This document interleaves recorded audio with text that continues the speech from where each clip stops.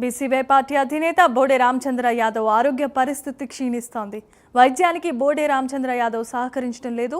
3 రోజులుగా దీక్ష చేస్తున్న ప్రభుత్వం స్పందించకపోవడంపై బీసీవై కార్యకర్తలు అభిమానుల్లో ఆందోళన నెలకొంది. ఈ నేపథ్యంలో రామచంద్ర యాదవ్కు ఏదైనా జరిగితే సహించేదే లేదని క్యాడర్ హెచ్చరికలు జారీ చేస్తోంది. ఇదే అంశానికి సంబంధించి ఇప్పుడు లైవ్ వస్తోంది, చూద్దాం. బీసీల పక్షపాత అయితే మాత్రం వెంటనే వచ్చి మరి ఇక్కడ ఈ శిబిరానికి వచ్చి మీరు మీ యొక్క దృక్పథాన్ని తెలియజేయాలని కూడా నేను మనస్ఫూర్తిగా తెలియజేస్తున్నాను.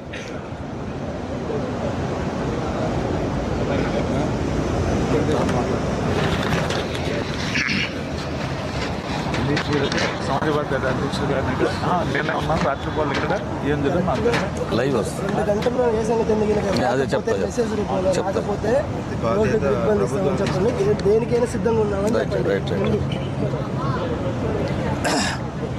నా పేరు పాస వెంకటేశ్వర్లు, సమాజ్వాదీ పార్టీ రాష్ట్ర అధ్యక్షుడిని.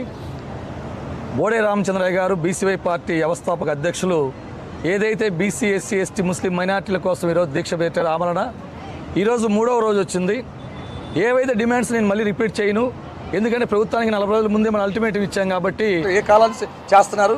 కానీ బీసీ సోదరులు, దళిత సోదరులు, బడుగు బలహీన వర్గాలు ఈరోజు 3వ రోజు ఆయన ఆరోగ్యంపై చాలా ఆందోళన చెందుతూ ఉన్నాం. అందరం కూడా రాష్ట్రం నుంచి ఎన్నో ఫోన్లు వస్తున్నాయి. అఖిలేష్ యాదవ్ గారు కూడా సపోర్ట్ చేసి ట్వీట్ చేశారు. అట్లాగే గత విజయసాయి రెడ్డి గారు కూడా ట్వీట్ చేశారు. ట్విట్టర్లో అనేక మంది పెద్దలు వస్తున్నారు. కానీ మేము చెప్తుంది ప్రభుత్వానికి ఒకటే చెప్తున్నాం, మరి చంద్రబాబు నాయుడు గారికి తెలియదు ఏం కాదు. మేము అడిగిన డిమాండ్లు మీరు చెప్పినవే, మీ మేనిఫెస్టోలో పెట్టినవే. దానికోసం కూర్చుంటే మనిషి ప్రాణాలు పోతున్నా సరే మీరు పట్టుకుంచుకోరా? కోతవేడు దూరంలో డీజీపీ ఆఫీస్ పెట్టుకొని ఒక్క కానిస్టేబుల్ కూడా ఇవ్వకుండా కబద్దార్ చెప్తా ఉన్నాం చంద్రబాబు నాయుడు. ఈ మూల్యం చెప్పి చెల్లించుకుంటారు మీరు. ఈ ప్రభుత్వం ఒక్క కానిస్టేబుల్ కూడా ఇవ్వకుండా బీసీల ప్రాణం అంటే లెక్కలేదా మీకు అని చెప్తున్నాం. 2-3 గంటల్లో దేశవ్యాప్తంగా, రాష్ట్ర వ్యాప్తంగా నిరసనలు జరగడానికి బీసీ సోదరులు ఇప్పుడే వివిధ గ్రామాల నుంచి బయలుదేరారు. ఇప్పటికైనా మీరు తెలుసుకోండి, మీరు ఇచ్చిన హామీలను మేము నెరవేరుస్తామని చెప్పి చర్చలకు రాకపోతే మేము 12 గంటల చూస్తున్నాం, గంటలతో సహా చెప్తున్నాం.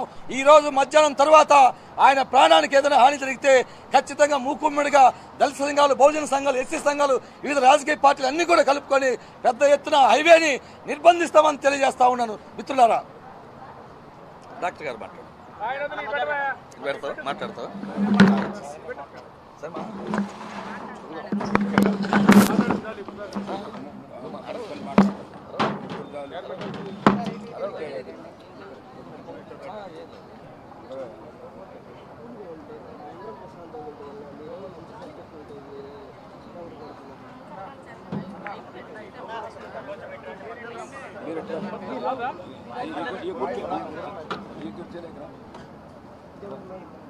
మీరు